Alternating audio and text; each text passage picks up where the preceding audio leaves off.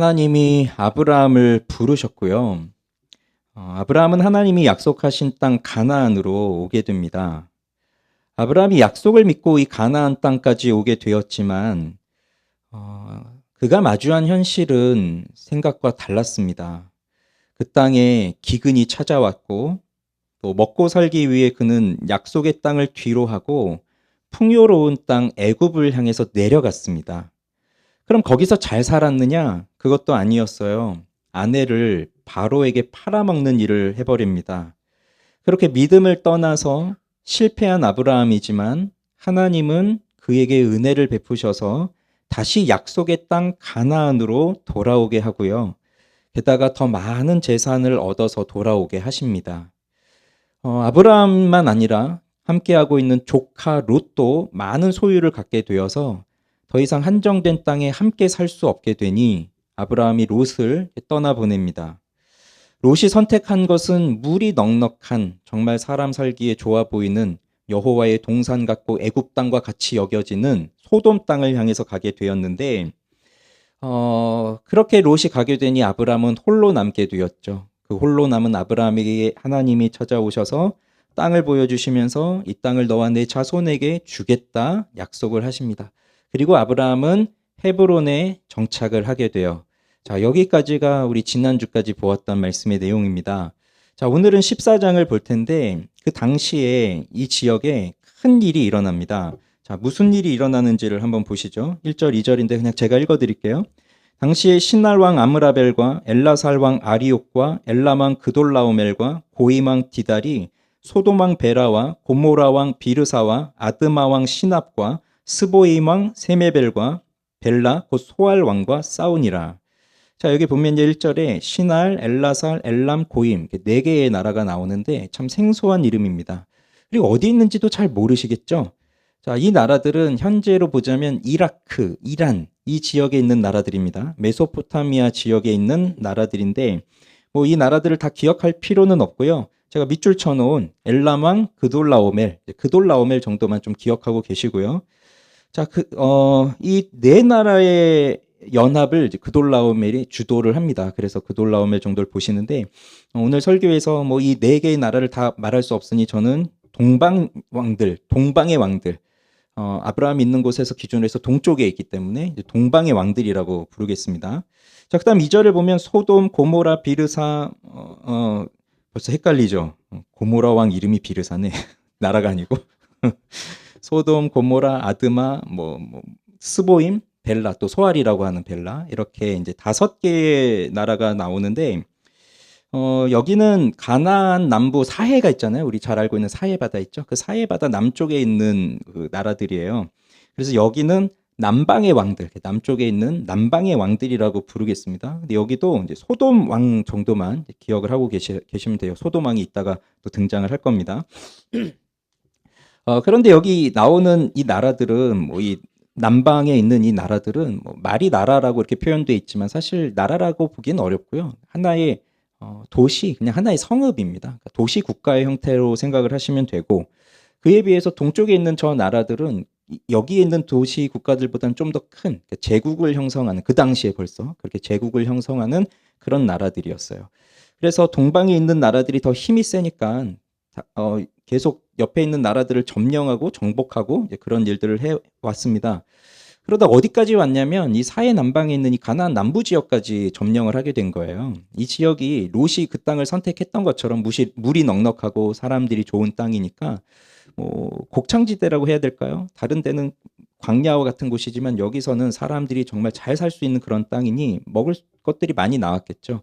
그래서 이 땅을 점령을 했고 정복당한 이 남방의 왕들은 이 동방에 있는 왕들한테 조공을 바쳐야 했습니다.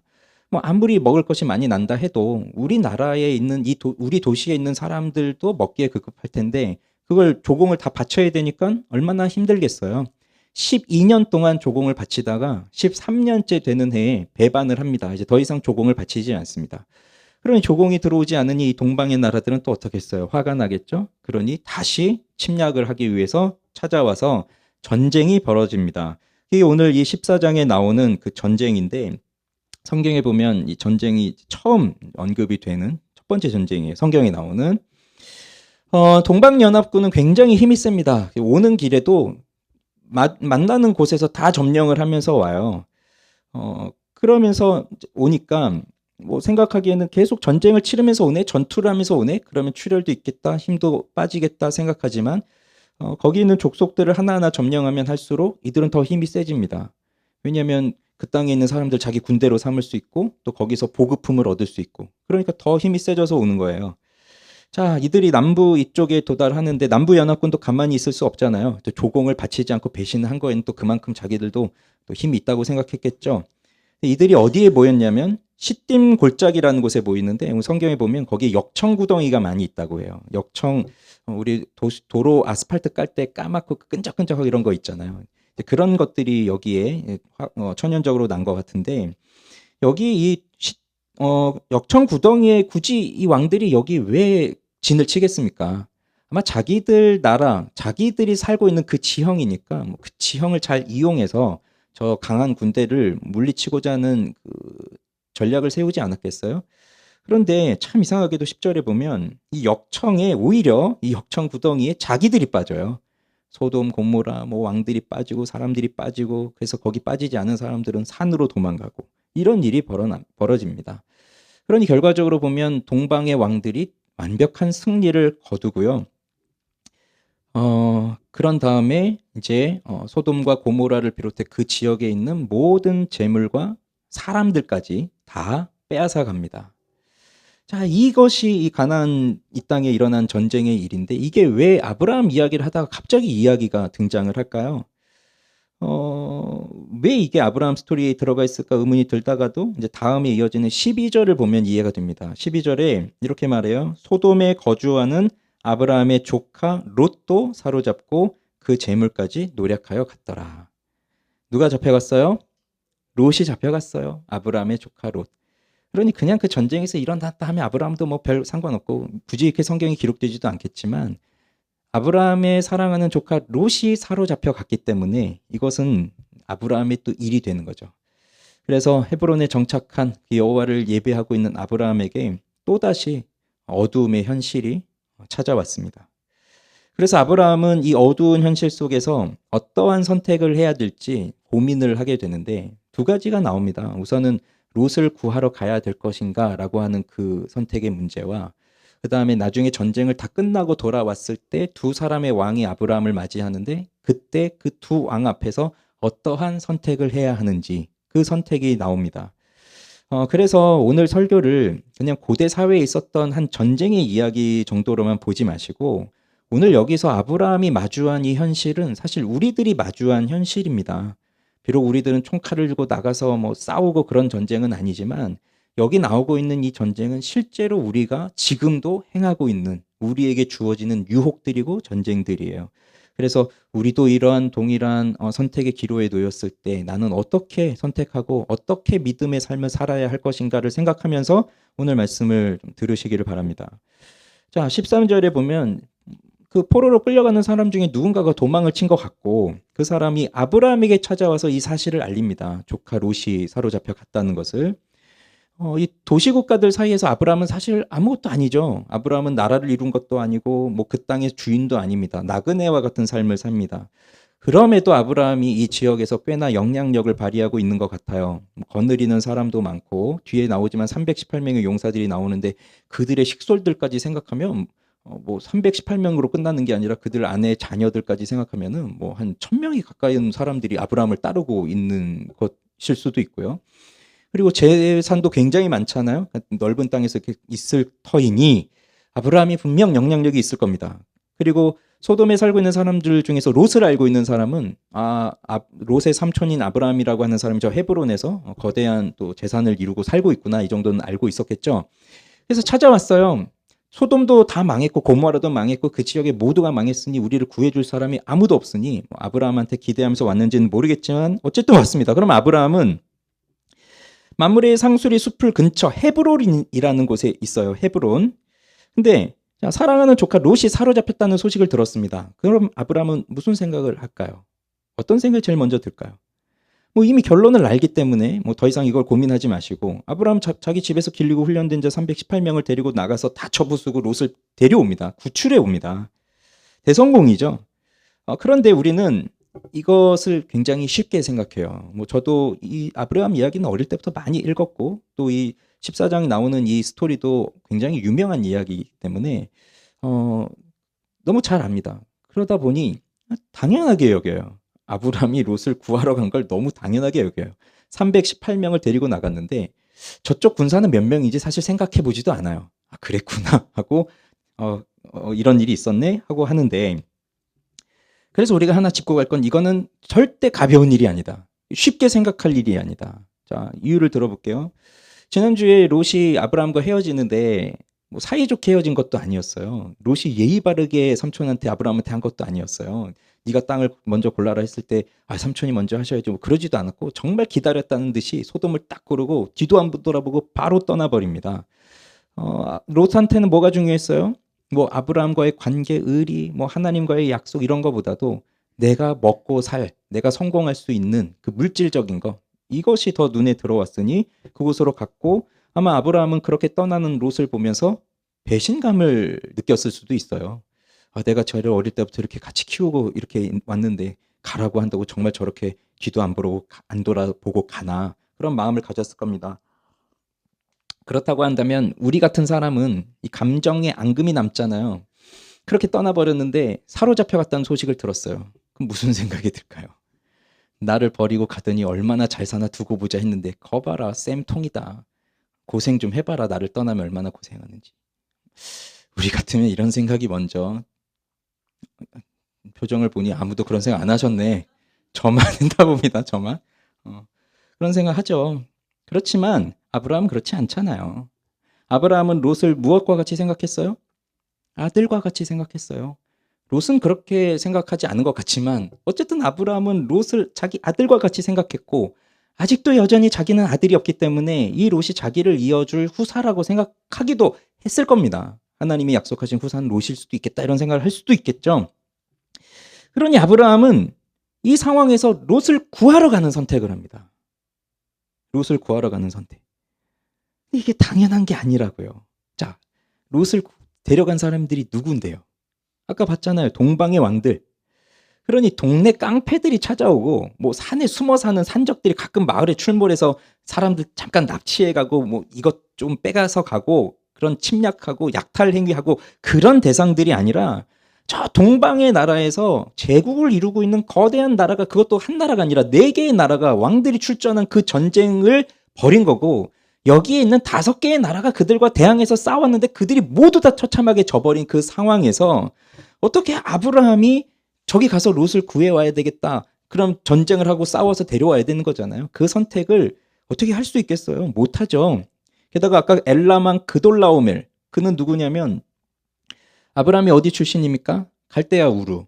이 엘라만 고돌라오멜이 바로 거기 왕이에요. 거기 지역. 그 갈대아 우르를 점령시킨, 우르를 멸망시키고 세운 그 그돌라오멜이에요.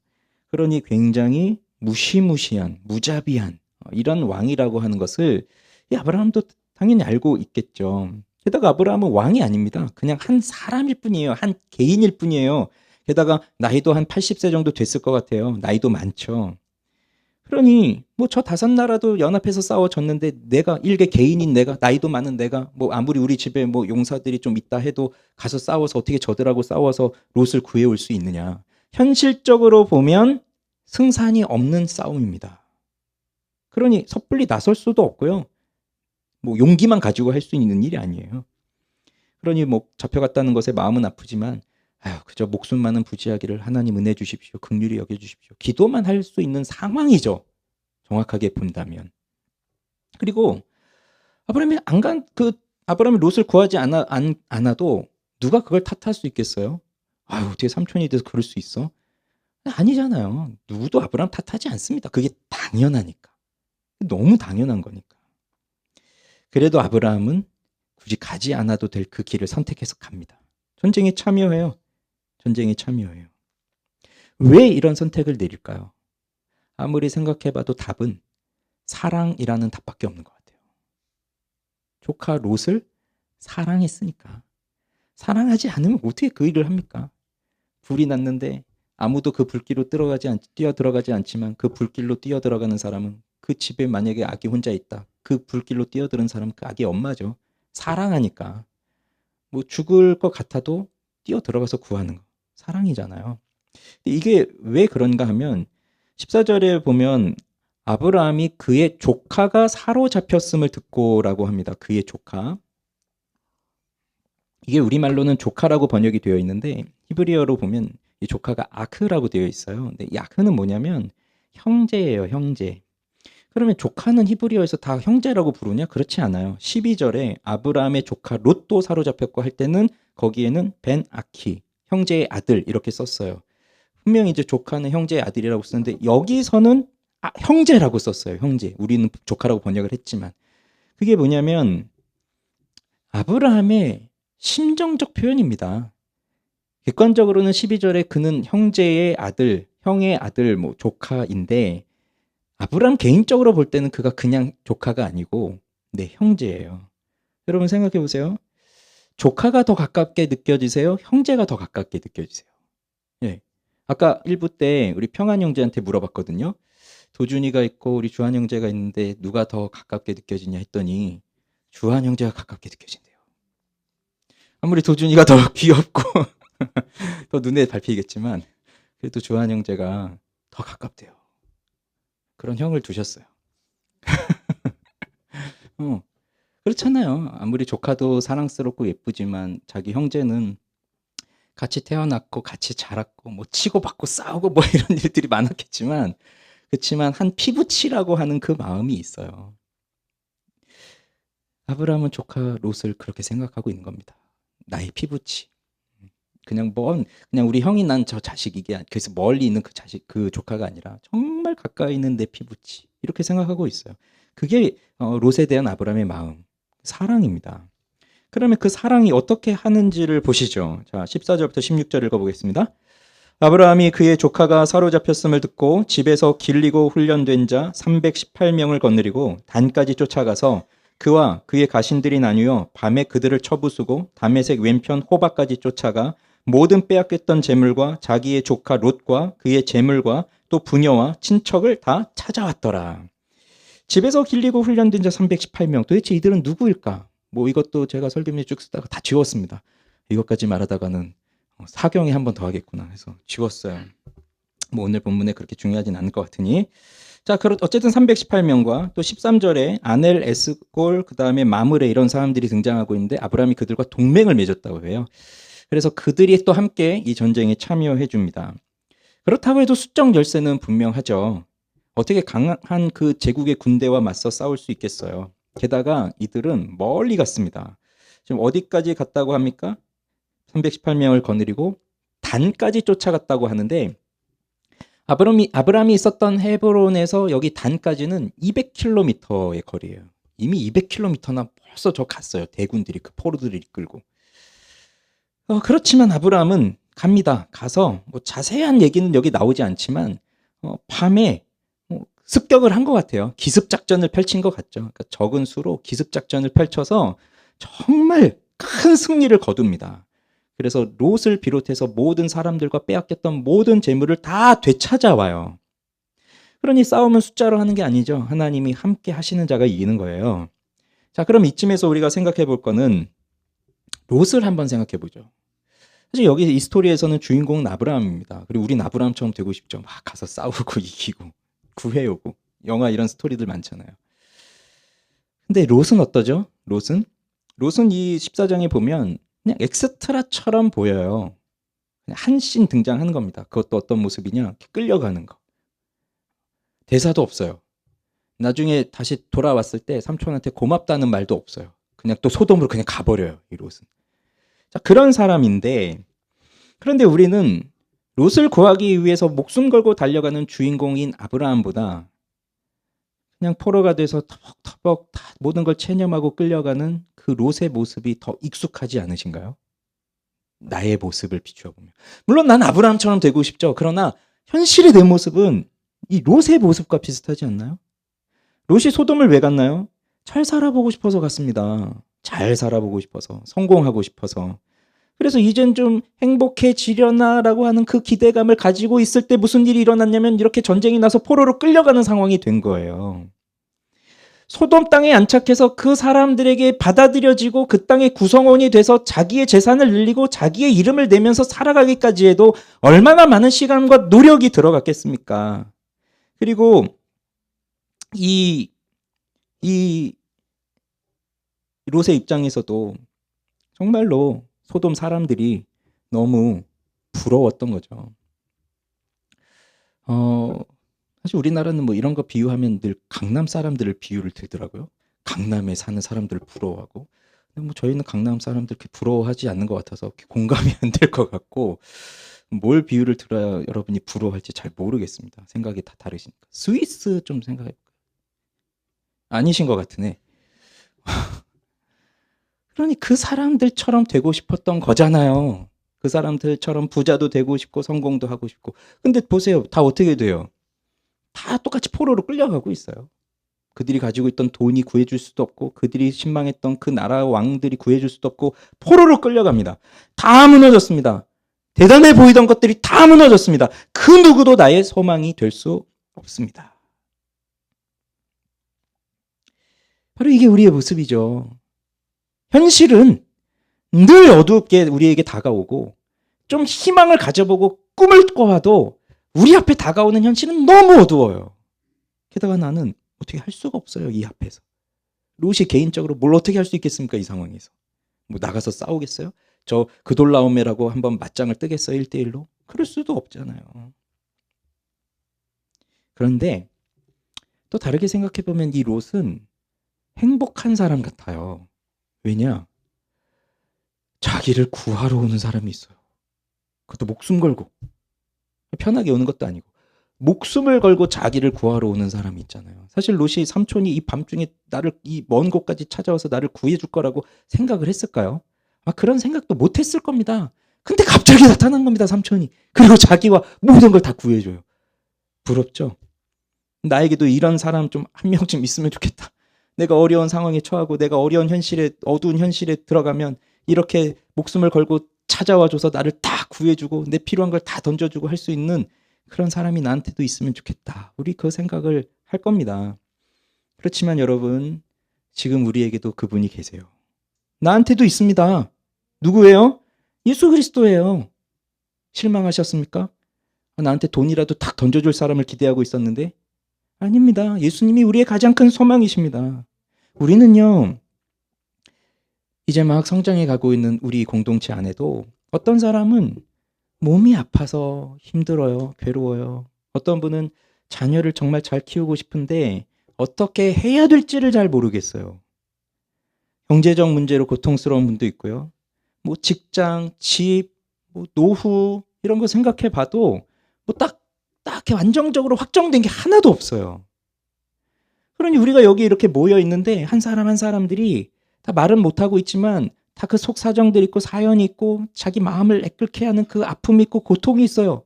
그 현실 앞에서 어떻게 할 수 없는 그냥 롯이 그냥 이렇게 끌려가는 것처럼 끌려가고 있는 내 모습들이 저를 비롯해서 우리 모두에게는 다 그것들이 있습니다. 그래서 우리는 롯과 같아요. 어떻게 보면 롯이 굉장히 익숙해요. 이 끌려가는 모습이. 그런데 이 상황 속에서 실망하고 낙심하고 괴롭고 근심하고 있다면 그것은 사탄의 계략에 놀아나는 것이죠. 그냥 죄의 구렁 속으로 끌려 들어가는 것이죠. 그런데 이럴 때 나도 어떻게 할 수 없는, 내가 도대체 어떻게 해야 될지를 모르겠어서 너무 고통스러운 이 상황에 나를 구하기 위해 오신 분이 계시다는 겁니다. 그것도 목숨을 걸고서 나를 찾아오시는 분. 아브라함은 롯을 구하기 위해서 목숨을 걸었지만 실제로 죽지는 않았습니다. 대승을 거두고 영웅으로 돌아가죠. 그러나 우리 주님은 정말로 죽으셨어요. 진짜로 목숨을 내주셨어요. 그게 더 바보처럼 보일 수도 있지만 그러나 죽음에서 다시 살아나심으로써 진짜의 영웅의 모습을 보여주셨어요. 그분이 우리 주님이세요. 그러니 저는 우리 모두가 예수님을 만나기를 원합니다. 그 예수님을 만나기를 원합니다. 그리고 예수님을 만난 사람들은 오늘 교회에 모였어요. 그러면 우리가 이 교회에 모여 있다는 건 우리 한 사람 한 사람들이 다 아브라함이고 또 한편으로는 롯이라는 얘기예요. 그러면 보십시오. 내가 여기에 있는데 우리 같이 사실 피는 섞이지 않았지만 또 함께 모였어요. 뭐 그렇게 오래된 기간도 아니지만 또 함께 모였어요. 그럼 우리는 형제, 자매라고 부릅니다. 그러면 내 형제가 이 롯이 끌려가는 것처럼 끌려가고 있어요. 그 소식을 들었어요. 뭔가 어려운 문제가 생긴 거죠. 자, 그랬을 때 어떻게 할까요, 우리는? 솔직히 뭐 내가 나서고 뭐 그럴 게 있어요? 뭐 할 게 없어요. 난 뭘 해야 될지도 모르겠고 굳이 그렇게 할 필요도 없어요. 또 생각해 보니까 야, 저 사람 때문에 내가 더 힘들었는데. 에이, 잘 됐지 뭐. 저 사람 기도하고 뭐 세상 쓴맛도 봐야 또 하나님 찾지. 고난은 유익이야. 뭐 이렇게 말하면서 그냥 뭐 강 건너 불구경하듯 그렇게 보고만 있어도 뭐 누가 그걸 탓하겠습니까? 그렇게 살고 있는데. 그렇지만 아브라함은 어떻게 했다고요? 목숨을 걸고 전쟁터로 달려갔어요. 그게 아브라함의 모습이에요. 그러니 이 모습을 보면서 자연스럽게 교회가 떠오를 수밖에 없어요, 저는. 어제도 이 말씀을 이제 묵상하고 이렇게 쭉 정리하고 있는데 우리 리더방에 뭐 메시지가 하나 올라왔습니다. 그러면서 이 노래를 좀 우리 소그룹원들한테 좀 퍼뜨려 달래요. 우리 이제 자매님들 얘기예요.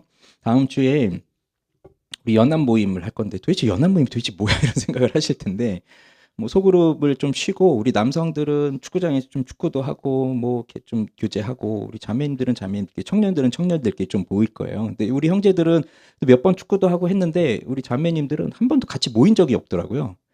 그래서 뭐 의견이 좀 들어왔어요. 우리 소그룹 안에 있는 사람들만 알지 소그룹 다른 소그룹은 옆에서 모이고 있어도 또 얼굴은 다 알잖아요. 이제 계속 보니까. 근데 이름도 모르겠고 또 내가 가서 인사를 하려니 또 저 사람 부담스러워할 것 같아서 인사도 못 하겠고 또 뭐 그러니 좀 이런 장을 만들어 주셔서 자연스럽게 인사도 하고 서로 알고 그런 시간을 좀 가졌으면 좋겠다 해서 그래서 좀 그런 시간을 이제 하려고 합니다. 다음 주에. 우리 형제님들은 축구도 하고 족구도 하고 뭐 그다음 우리 자매님들은 여기 모여서 이제 교제도 하고 우리 청년들은 청년들끼리 할 거예요.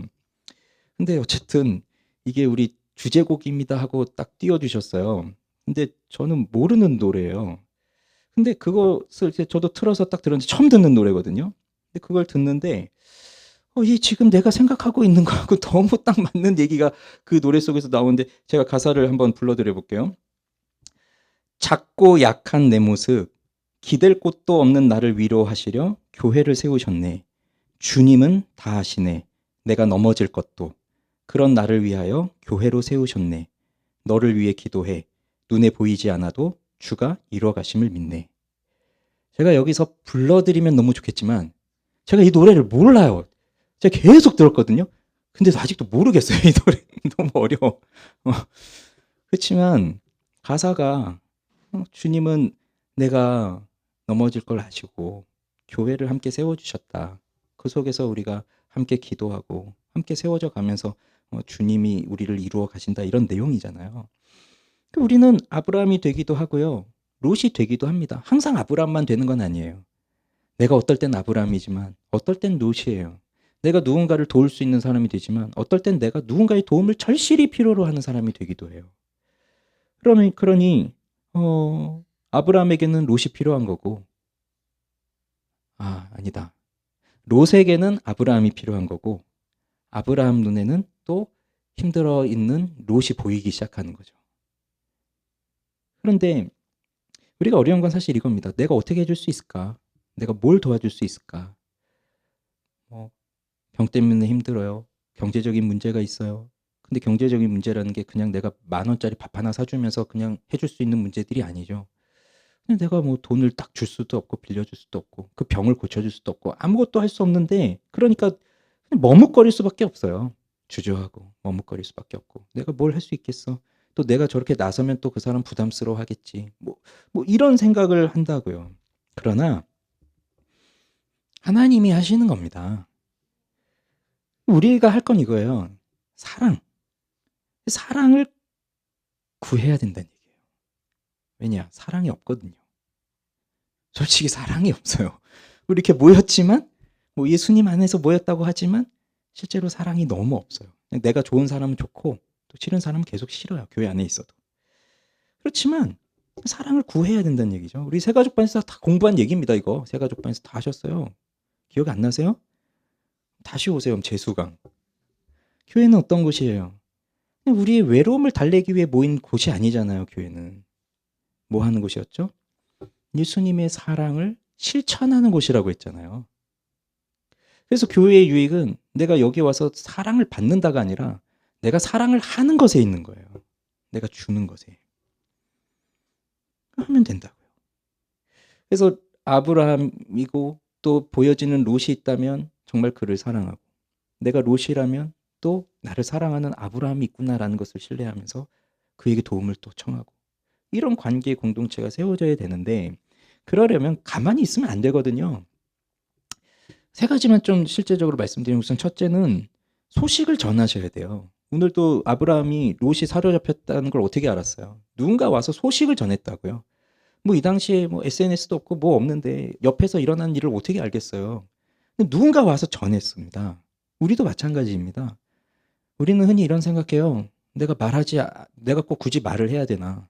사랑한다면 내가 말하지 않고 알아서 나를 챙겨주고 도와줘야지. 근데 여러분, 말하지 않으면 아무도 모릅니다. 무슨 생각을 하고 있는지, 무슨 마음을 갖고 있는지, 내가 지금 어떤 형편에서 무엇 때문에 힘들어하고 있는지를 아무도 모릅니다. 말하지 않으면 몰라요. 그러니까 소식을 말씀해 주셔야 돼요. 내가 직접 말하기 어렵다면 여기 롯의 소식을 누군가 와서 전하듯이 누군가를 통해서 나의 이야기가 좀 전해지도록, 내가 지금 무엇 때문에 힘들고 어려운지가 전해지도록 그렇게 소식을 전하여야 하고, 그럼 두 번째는 들었잖아요. 그럼 들으면 우리는 뭘 해야 됩니까? 생각을 해야죠. 저 사람이 왜 이렇게 힘들었을까? 또 생각을 해봐야죠. 어떻게 도와야 될까 생각을 해봐야죠. 그런데 우리가 실제로 잘 할 수가 없기 때문에 생각을 하는 것은 곧 무엇을 하라는 것이냐면 기도하라는 겁니다. 기도하다 보면 지혜도 생기고, 기도하다 보면 방법도 떠오릅니다. 기도한다는 거예요. 어려우신가요? 어려울 수 있습니다. 누군가에게는. 그러나 그렇게 함께 소식을 듣고 함께 기도하고 함께 생각을 하다 보면 정말 우리가 이렇게 돼야 되는 거예요. 뭐냐면 함께 슬퍼하고 함께 기뻐하는 거. 그러니까 우리 교회 공동체 안에서 우리가 바라는 게 뭐냐면, 내가 지금 1억이 모자라거든요. 그럼 어쨌든 1억을 좀 얻다가 좀 구해 주십시오. 목사님, 1억 원 좀 어디서 좀 구해다 주십시오. 집사님, 제가 1억이 부족한데 1억을 좀 빌려주시죠. 무이자로. 이런 걸 원하지 않아요. 뭐냐? 함께 슬퍼하고 함께 기뻐해 주는 거. 이분들이, 여기 모인 우리 서로 다 압니다. 우리 돈 없는 거 서로 다 알고. 저분은 나보다 건강이 더 약하다는 건 너무 잘 알지만, 우리가 바라는 건 함께 슬퍼하고 함께 기뻐하는 거예요. 이 아브라함이 롯을 향하여 그런 마음을 가지고 있는 거예요. 포로로 끌려가지만 자기는 그냥 여기서 편하게 살 수 있지만 굳이 그 밤에 그렇게 먼 곳까지 쫓아가서 그 목숨 걸 전쟁을 하는 이유는 함께 슬퍼하기 때문에, 그리고 그를 구했을 때 함께 기뻐하기 때문에. 우리의 모습이어야 합니다. 그러니 좀 결심을 하세요. 그래, 내가 좀 이렇게 하자. 제 생각에는 이제 저만 잘하면 될 것 같아요. 여러분 다 잘하고 계신데 제가 제일 문제인 것 같으니 저도 막 결심하고, 어제 계속 결심하고, 그래 함께 슬퍼하고 함께 기뻐하고 사랑하고 그러자, 뭐 계속 결심합니다. 뭐 결심한다고 해서 뭐 갑자기 오늘 뭐 바뀌고 그러진 않겠지만, 그래도 우리는 소망을 가지고 우리가 서로 함께 기뻐하고 돕고 사랑하고 섬기고 슬퍼하고 이럴 수는 있잖아요. 그게 성장해 가는 거죠. 처음부터 그럴 수는 없겠지만 조금씩 그렇게 성장해 가는 겁니다. 우리 공동체가 좀 그렇게 되기를 바라요. 아무도 아멘을 안 하시네. 그 다음 이제 두 번째 이야기인데요. 이렇게 승리를 거두고 아브라함이 돌아옵니다. 남부 연합국 5나라가 하지 못한 일을 아브라함이 개인적으로 해내서 돌아옵니다. 다 찾아서 돌아옵니다. 얼마나 대단합니까? 자, 이때 두 왕이 아브라함 앞에 등장하는데, 사회 골짜기, 즉 왕의 골짜기라고 하는 곳에 나타나요. 그래서 아브라함을 환영을 해요. 한 사람은 살렘 왕 멜기세덱이고 또 한 사람은 소돔 왕 베라입니다. 자, 살렘 왕은, 여기서 살렘은 아마 예루살렘을 가리키는 것 같습니다. 자, 이 살렘 왕은 앞에 봤던 이 5나라하고는 연관이 없습니다. 그러니까 이 전쟁에 참여한 적도 없고 뭐 저들이 와서 이 나라를 침략한 적도 없어요. 상관이 없는데 갑자기 나타나요. 그래서 성경에서 가장 신비로운 인물이 바로 이 살렘 왕 멜기세덱이에요. 어떤 배경도 설명도 없어요. 여기 등장했다가 11조 받고 사라져요. 그다음에 본문에서는 그는 지극히 높으신 하나님의 제사장이다라고 소개해 줍니다. 그러니까 살렘 왕인데 제사장이다. 성경에 왕이면서 동시에 제사장인 사람은 이 멜기세덱이 유일합니다. 뭐 왕이면서 선지자일 수도 있고 선지자이면서 제사장일 수는 있겠지만 왕인데 제사장인 사람은 없어요. 우시아가 그거 하려다가 나병 걸리고 했잖아요. 자기가 왕인데 자기가 성전 들어가서 제사 드리겠다고. 바로 하나님이 치셨어요. 근데 유일한 사람입니다. 그래서 더 신비로운 인물이에요. 근데 이 멜기세덱이 떡과 포도주를 가지고 나옵니다. 아브라함을 맞이합니다. 이건 아브라함 한 사람만 먹였다기보다는 그 전쟁에 참여했던 모든 사람들을 먹이는 거죠. 그러니까 자기 걸 베풀고 있는 거죠. 떡과 포도주. 그러니까 음식을 가지고 나왔다는 거죠. 그래서 목숨을 걸고 승리하고 돌아온 아브라함은 이 멜기세덱의 환대에 위로를 받았고요. 또 멜기세덱은 아브라함을 축복합니다. 자, 근데 소돔 왕은 어떻게 보면 가장 큰 피해를 본 왕이죠. 자기 백성들 다 빼앗겼고 자기 재물을 다 빼앗겼는데 아브라함이 그걸 다 찾아오니까 우리 같으면 아브라함한테 가가지고 절하고 아유 감사합니다 감사합니다 이렇게 할 텐데 이 소돔 왕은 그러지 않아요. 아브라함한테 가가지고 사람은 나한테 보내고 물건은 네가 다 가져라. 이 물건이라고 하니까 잘 감이 안 오시겠죠? 사람은 나한테 보내고 돈은 네가 다 가져라. 이 얘기입니다. 이래야 우리에게 더 다가올 것 같아요. 그러면 너무 다른 반응을 보이고 있는 이 두 왕 앞에서 아브라함은 또 한 번 선택을 해야 되는 기로에 선 거예요.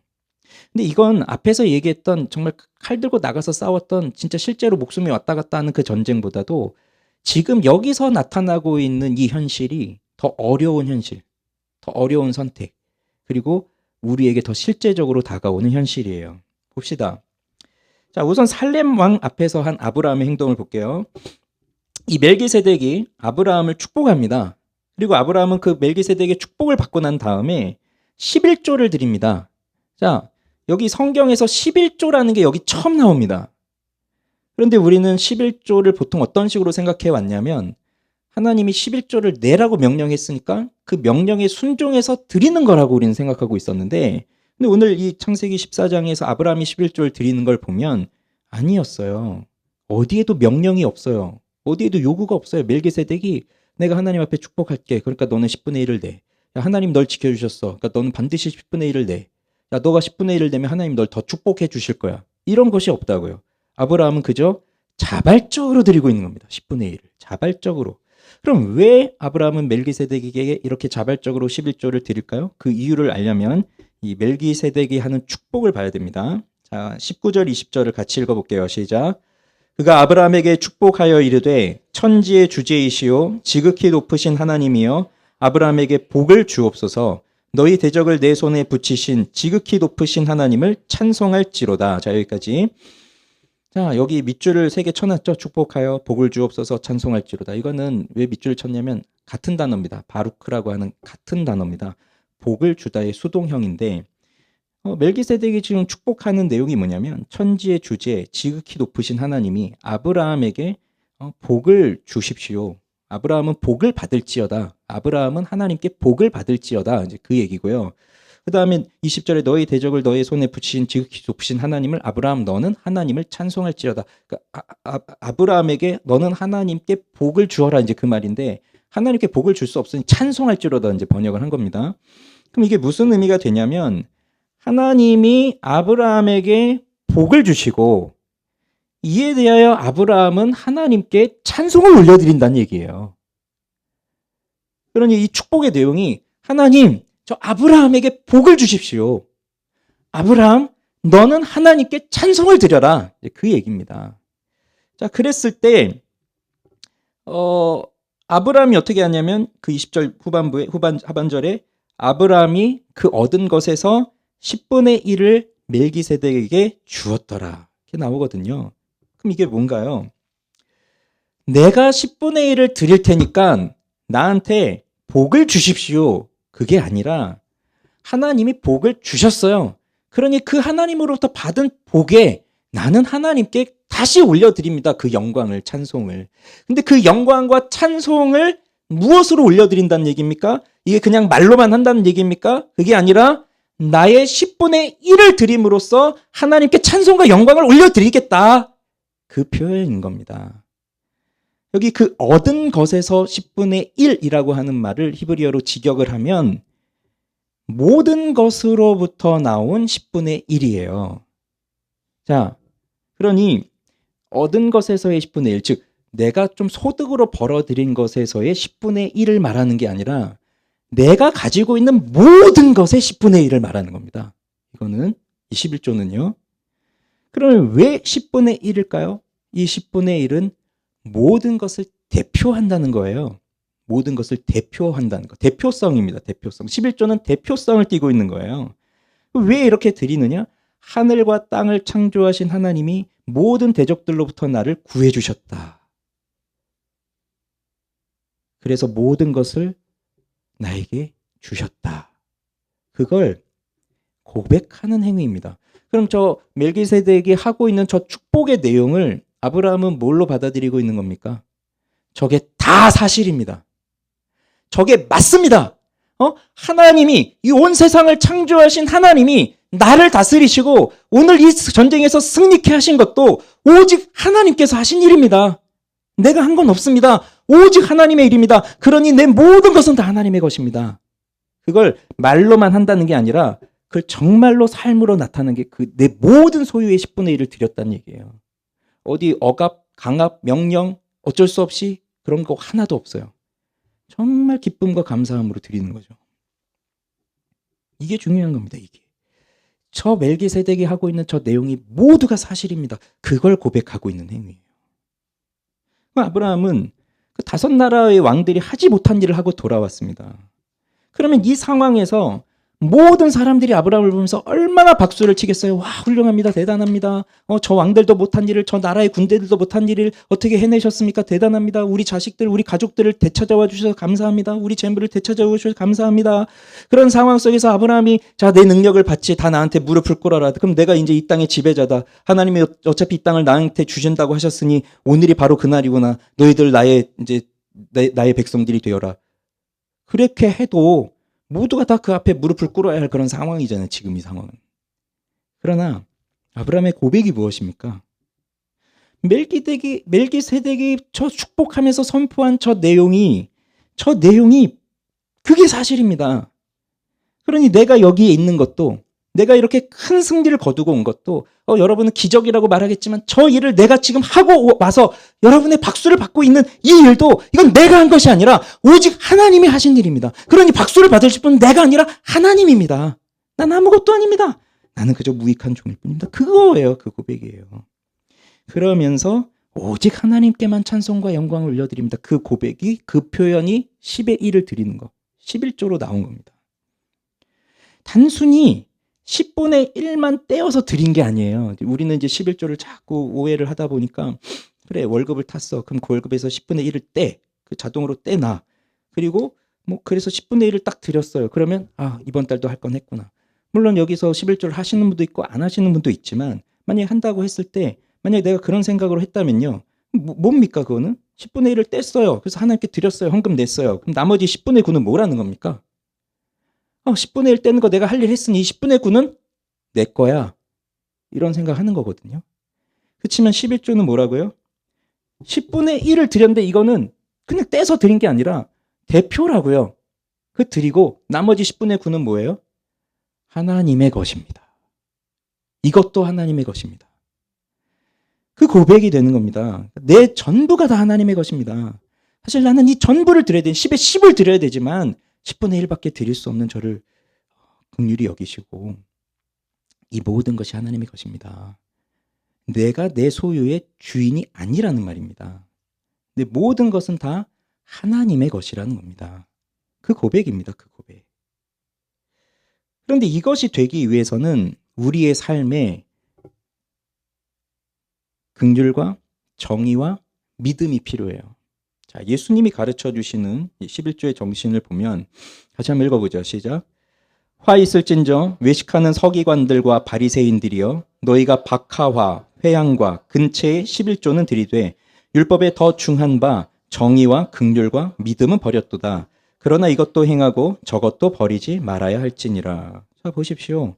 서기관 바리새인들은 열심히 11절 드렸습니다. 근데 예수님이 하시는 말씀은 정의와 긍휼과 믿음은 버렸다.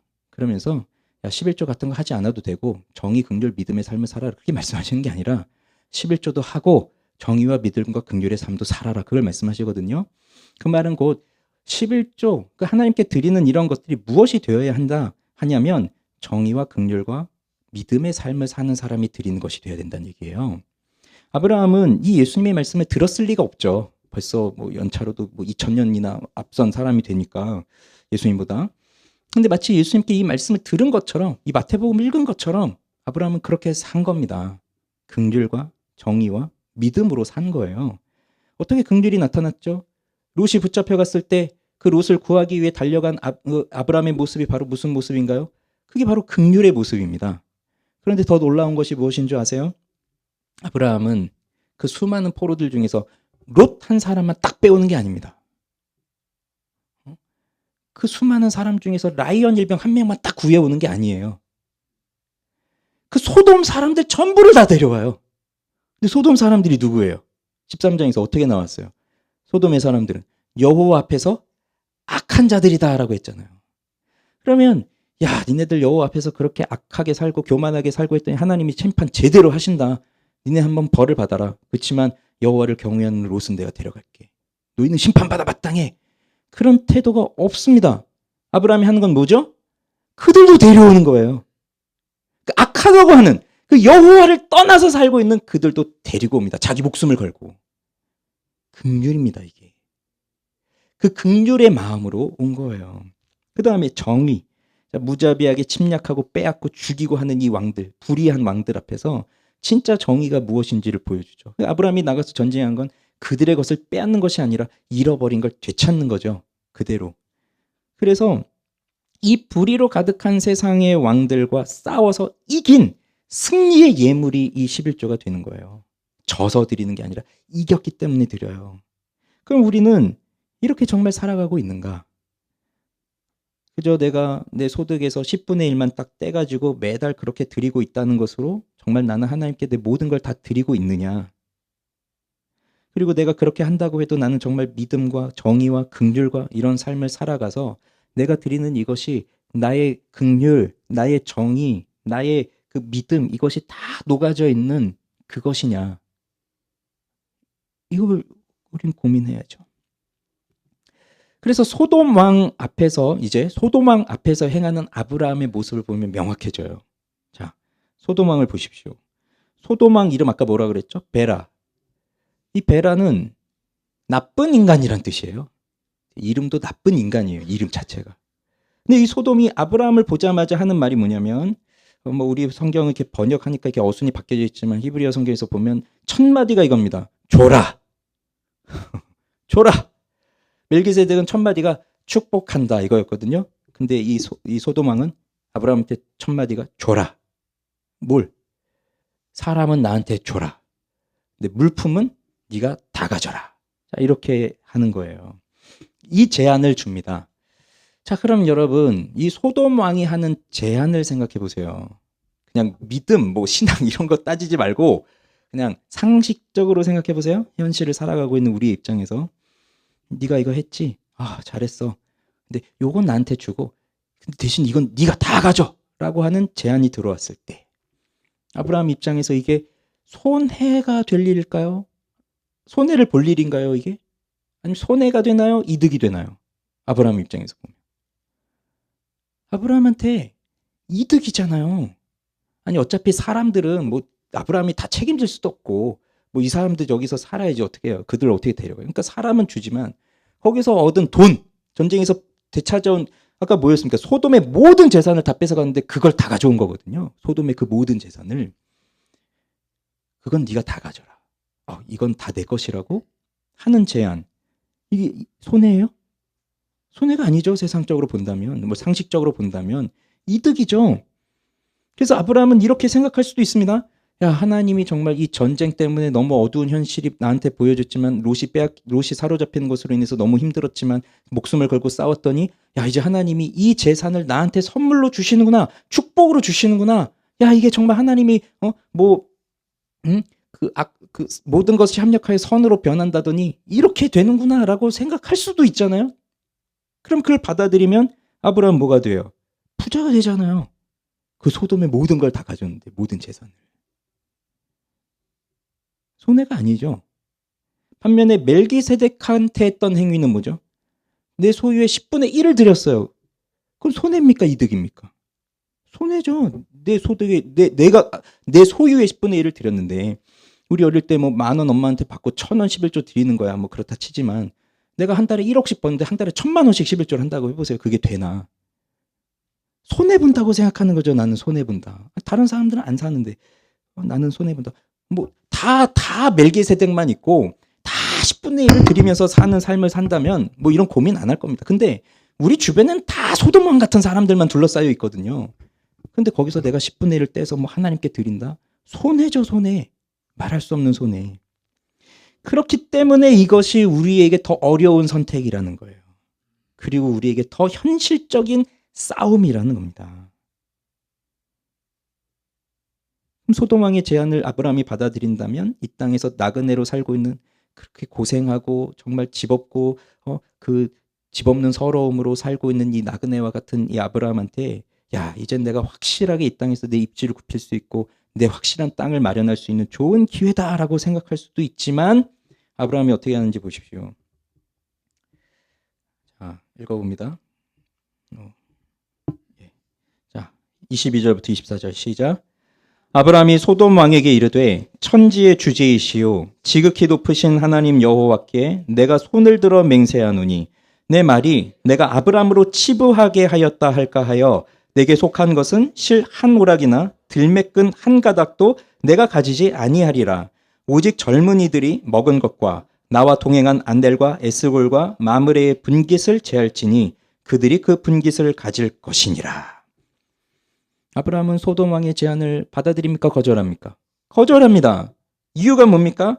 네 말이 내가 아브라함으로 치부하게 하였다 할까 하노라. 이 좀 어려운 말인데 이게 무슨 말이냐면 야, 소돔 왕이 이제 나중에 아브라함이 정말 부자가 됐어요. 그럼 소돔 왕이 그러면 그 주변의 사람들이 다 아브라함을 보면서 야, 그때 그 318명으로 나가서 그 모든 왕들을 이기고 저렇게 승리했으니 저렇게 부자가 됐어. 아브라함에게는 하나님의 축복이 있는 것 같아. 아브라함은 정말 뛰어난 사람이야. 그의 하나님을 높여야 돼. 이렇게 하고 있을 때 소돔 왕이 나타나서 뭐라고 얘기한다고요?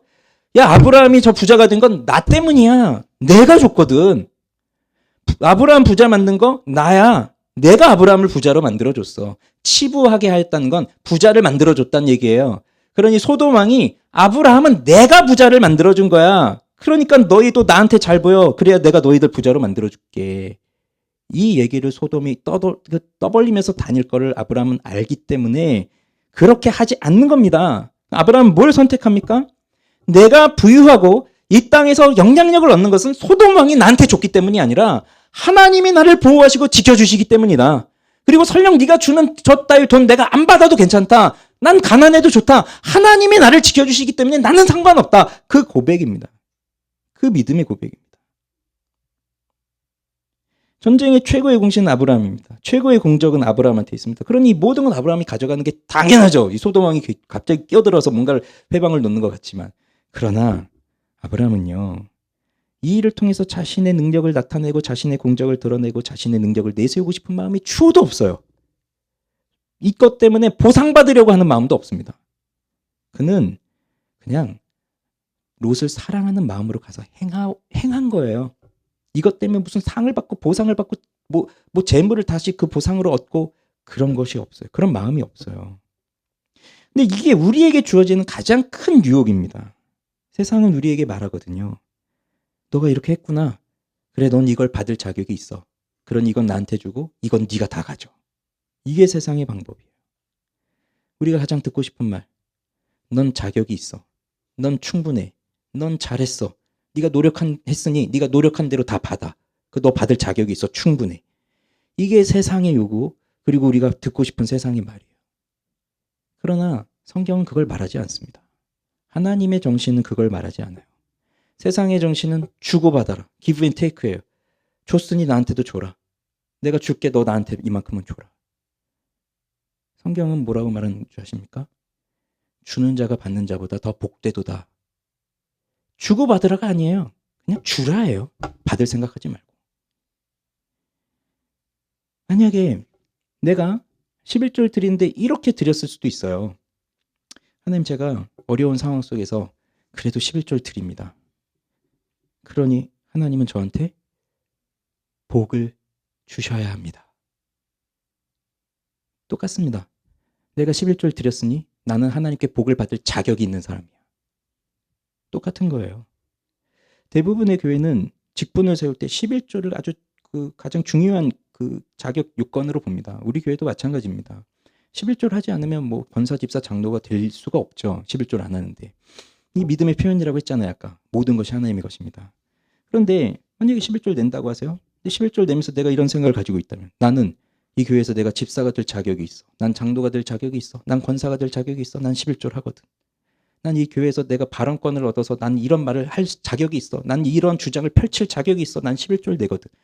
그런 생각이 있다면 이게 바로 소돔 왕의 세계관이에요. 내가 이걸 했으니 난 자격이 있는 사람이야. 난 여기서 발언권을 얻어서 이 교회를 내 마음대로 의견을 내고 할 수 있는 자격이 있는 사람이야. 근데 아닙니다. 이런 마음으로 11조를 하고 있다면 차라리 하지 마십시오. 하지 마시고 그냥 모든 건 다 내 겁니다 하고 그냥 정직하게 하나님 앞에서 하세요. 다 내 겁니다. 하나님한테 10분의 1 떼드니까 너무 아까웠는데 그냥 다 내 겁니다. 하나님도 내 사정 아시잖아요. 지금 너무 힘든 거 아시잖아요. 그러니 그냥 내 겁니다. 그냥 이렇게 살게요. 그냥 정직하게 사세요. 그냥 드리지 말고. 그런데 정말 나는 아무것도 아닙니다. 나는 그저 무익한 종일 뿐입니다. 주신 이도 여호와시요 거두어 가신 이도 여호와시니 오직 여호와께만 찬송을 돌리겠습니다 하는 욥의 고백과 같이 그 마음이 우리한테 있다면 정말 주신 것도 하나님, 거두어 가신다면 그것도 하나님. 그래서 감사합니다. 이 모든 것이 하나님의 것입니다. 난 날 때부터 내 것이 없었습니다. 다 은혜로 내게 주어진 겁니다. 하나님 허락하신 겁니다. 근데 내게서 지금 이것을 거두어 가신다면 또 그게 하나님의 뜻이라면 감사합니다. 난 여기서 자족하며 살겠습니다. 이런 고백이 있을 때 그때 드리십시오. 10분의 1을. 근데 그것은 10분의 1만 떼서 드린다는 게 아니라 내 모든 것이 다 주님의 것으로 드린다는 얘기죠. 그럼 우리는 똑같은 상황 가운데 있습니다. 멜기세덱의 축복 앞에 서 있기도 하고 또는 야, 네가 노력한 대로 네가 다 가져라 라고 하는 그 소돔 왕의 제안 앞에서도 우리는 똑같이 서 있습니다. 그때 우리는 무엇을 선택할 건가요? 이 모든 것이 다 하나님의 것입니다 라고 말할 수 있는 용기. 이게 왜 용기입니까? 손해가 따르거든요. 아니면 이 모든 것은 내가 노력해서 얻은 것이니 난 이걸 받을 충분한 자격이 있습니다. 나는 손해보고 싶지 않습니다. 이게 현실적인 겁니다. 이렇게 살 것인가요? 성경의 첫날 뭘 말씀드렸죠? 하나님은 우리를 끝까지 책임져 주신다. 이걸 정말로 믿는다면요. 잠시 손해를 볼 것이 두려워서 세상의 방식을 따르지는 않을 것입니다. 그럼 이제 말씀을 마무리하겠습니다. 여기 등장했던 이 멜기세덱은 참 신비로운데 히브리서에 가면 이제 이 멜기세덱이 나옵니다. 5장, 7장 이렇게 나오는데 그때 이 히브리서 기자가 그 히브리서 편지를 받는 교인들한테 혼을 내요. 멜기세덱을 얘기했더니 다들 못 알아듣고 있어서 니들이 그것도 모르냐, 이것도 모르면 어떡하냐, 니들이 이걸 다 알고 가르쳐야 될 나이가 됐는데 이 연차가 됐는데 아직도 이걸 모르면 어떡하냐 막 또 가르치다가 이제 히브리서 7장에 가면 멜기세덱은 여러 왕을 쳐서 죽이고 돌아온 아브라함을 만나 복을 빈 자다라고 얘기를 해주고 그 멜기세덱이 아브라함에게 떡과 포도주를 베풀었다라고 말하는데 바로 이 창세기 14장에 나온 이야기를 히브리서 기자가 하고 있는 거죠. 그럼 떡과 포도주를 베풀었는데 여러분 떡과 포도주 하면 무엇이 생각나세요? 성찬이 생각날 겁니다. 우리는 험한 세상을 살아갑니다.